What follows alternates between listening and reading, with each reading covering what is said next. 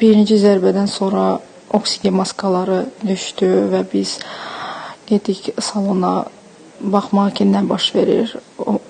Bu momentdə ikinci oldu zərbə və təyyarə bələdçisi Zülfüqar bəy, ona xəsarət oldu, sol qolu yaralı idi. Mən də çalışdım kömək eləyim. Biz arxaya getdik, arxaya gedəndə oturdu, sağ tərəfdə otururdu, mən sol tərəfdə otururdum, kömək eləyirdim, ilkin yardım göstərdim. Bu momentdə də oradan nəsə səs gəldi, bir anlıq oldu.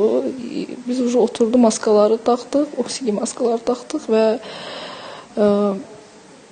Hökümə xanım mənə zəng eləyirdi. Biz daima danışırdıq Hökümə xanımla, axıra kimi danışırdıq.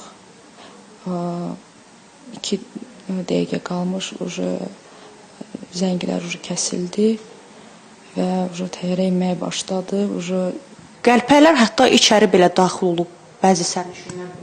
Bəli, amma biz artıq o zaman arxaya getdik. Çünki o biraz qabaqda oldu. Oksigen balonu da deyilənə görə partlayıb. Yox, xeyr, oksigen balonu partlamayıb, o düzgün məlumat deyil.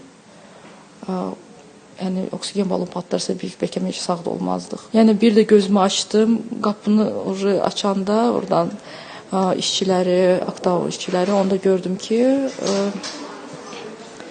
soruşdum ki, hardayıq. Onlar da dedilər, biz Aktavdayıq.